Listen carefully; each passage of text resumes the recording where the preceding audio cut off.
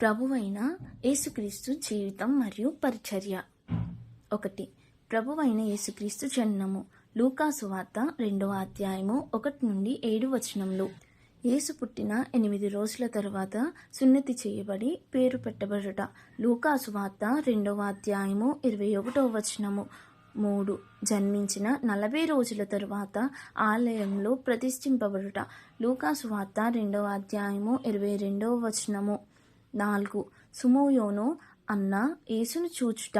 లూకా సువార్త 2వ అధ్యాయము 25వ వచనము మరియు 36వ వచనము. 5. జ్ఞానులు యేసును దర్శించుట. లూకా సువార్త 2వ అధ్యాయము 1 నుండి 12 వచనములు. 6. యోసేపు మరియలు యేసుని తీసుకుని ఐగుప్తునకు పారిపోవుట. మత్తయి సువార్త 2వ అధ్యాయము 13వ వచనం నుండి 15 వచనములు. 7. హెరోదు 2 సంవత్సరముల లోపు పిల్లలందరినీ వధించుట. మత్తయి సువార్త 2వ అధ్యాయం 16వ వచనం నుండి 18 వచనములు. 8. గనుడైన హెరోదు మరణించుట.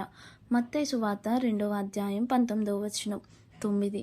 యోసేపు మరియలు యేసుని తీసుకుని ఐగుప్తు నుండి నజరేతుకు తిరిగి వచ్చుట. మత్తయి సువార్త 2వ అధ్యాయం 21వ వచనం నుండి 23 వచనములు. 10.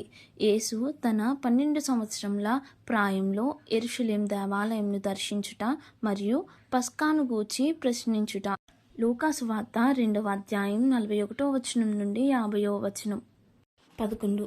బాప్తిసమిచ్చు యోహాను యేసుకు మార్గం సరళం చేయుటకు తన పరిచర్యను ప్రారంభించుట. లూకా సువార్త 3వ అధ్యాయం 1 నుండి 3 వచనములు. 12. యోహాను యేసుకు బాప్తిసమిచ్చుట. మత్తయి సువార్త 3వ అధ్యాయము 13వ వచనం నుండి 17 వచనములు. 13. యేసు అపవాది చేత 40 దినములు అరణ్యంలో శోధింపబడుట. మత్తయి సువార్త 4వ అధ్యాయము 1 నుండి 11 వచనములు.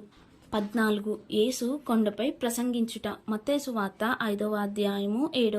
15. యేసు 12 మంది శిష్యులను ఎన్నుకుంట. మత్తయి సువార్త 10వ అధ్యాయం 1 నుండి 4 వచనములు. 16. యేసు యెరూషలేము దేవాలయంను శుభ్రం చేయుట, తన మొట్టమొదటి పస్కా పండుగను ఆచరించుట. యోహాను సువార్త 2వ అధ్యాయం 13వ వచనం నుండి 25 వచనములు. 17. బాప్తిసమిచ్చు యోహాను చంపబడుట. మత్తయి సువార్త 14వ అధ్యాయం 1 నుండి 12 వచనములు. 18. యేసు యూదుల పండుగకు వెళ్ళుట. యోహాను సువార్త 5వ అధ్యాయం 9వ వచనము. 19.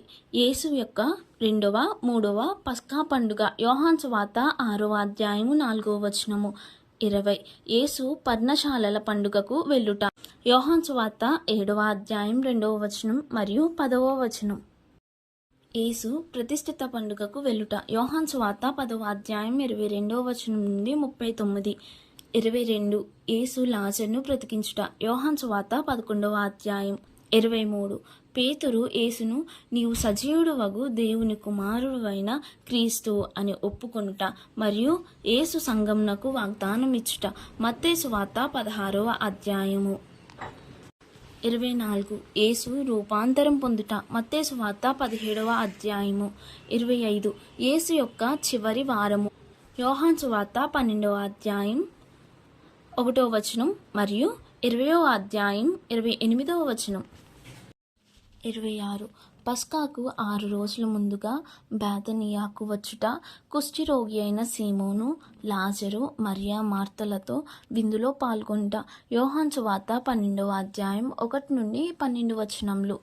27. యేసు విజయోత్సవంతో యెరూషలేములోనికి వచ్చుట, ఆలయంను శుభ్రపరచుట, అంజూరపు చెట్టును శపించుట. మత్తయి సువార్త 21వ అధ్యాయం, మార్కు సువార్త 11వ అధ్యాయం, లూకా సువార్త 19వ అధ్యాయం, యోహాను సువార్త 12వ అధ్యాయం. 28.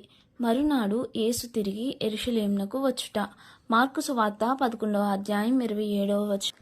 29. పస్కాకు 2 రోజుల ముందు బేతనియ మరియ యేసును అభిషేకించుట. మత్తయి సువార్త 26వ అధ్యాయం 1 నుండి 13 వచనములు. 30. మేడపై గదిలో సంఘటనలు. మత్తయి సువార్త 26వ అధ్యాయం, మార్కు సువార్త 14వ అధ్యాయం, లూకా సువార్త 22వ అధ్యాయం, యోహాను సువార్త 13, 14 అధ్యాయములు. 31. గెత్సెమనే తోటలో యేసు దుఃఖపడుట. ఇస్కరియోతు యూద నమ్మక ద్రోహము. మత్తయి సువార్త 26వ అధ్యాయము, మార్కు సువార్త 14వ అధ్యాయము, లూకా సువార్త 22వ అధ్యాయము, యోహాను సువార్త 18వ అధ్యాయము. 32 యేసును శుక్రవారం వేకువనే సన్హెద్రీను సభ ఎదుట నిలువబెట్టబడుట. లూకా సువార్త 22వ అధ్యాయం 66వ వచనం నుండి 71వ వచనం. 33 యేసును మొదట పిలాతు యొద్దకు, తరువాత హెరోదు యొద్దకు తిరిగి శుక్రవారము ఉదయమున పిలాతు యొద్దకు తీసుకుని వచ్చుట. మత్తయి సువార్త 26వ అధ్యాయము, 27వ అధ్యాయము, మార్కు సువార్త 14-15 అధ్యాయములు, లూకా సువార్త 22వ అధ్యాయం, 23వ అధ్యాయము, యోహాను సువార్త 18వ అధ్యాయం, 19వ అధ్యాయము. 34 యేసు శుక్రవారము ఉదయంన 9 గంటలకు సిలువ వేయబడుట, 3 గంటలకు చీకటి. మత్తయి సువార్త 27వ అధ్యాయం 35వ వచనం, మార్కు సువార్త 15వ అధ్యాయం 24వ వచనం, లూకా సువార్త 23వ అధ్యాయం 33వ వచనం, యోహాను సువార్త 19వ అధ్యాయం 18వ వచనం. 35 యేసు శుక్రవారం మధ్యాహ్నము 3 గంటలకు మరణించుట. లూకా సువార్త 23వ అధ్యాయం 44వ వచనం నుండి 46 వచనములు. 36 డాబాలైపు తెర రెండుగా నడిమికి చినుగుట. మత్తయి సువార్త 27వ అధ్యాయం 51వ వచనం. 37 భూకంపం సంభవించుట. మత్తయి సువార్త 27వ అధ్యాయం 51వ వచనం. 38 అనేక మంది పరిశుద్ధులు పునరుత్థానం నొందుట. మత్తయి సువార్త 27వ అధ్యాయం 52వ వచనం. 39 యేసు పాతిపెట్టబడుట. మత్తయి సువార్త 27వ అధ్యాయం 57వ వచనం నుండి 61వ వచనం. 40 యేసు ఆదివారం తెల్లవారుజామున పునరుత్థానం నొందుట. మత్తయి సువార్త 28వ అధ్యాయం, మార్కు సువార్త 16వ అధ్యాయం, లూకా సువార్త 24వ అధ్యాయం, యోహాను సువార్త 20వ అధ్యాయం. 41 యేసు యొక్క 10 మహిమాన్వితమైన ప్రత్యక్షతలు.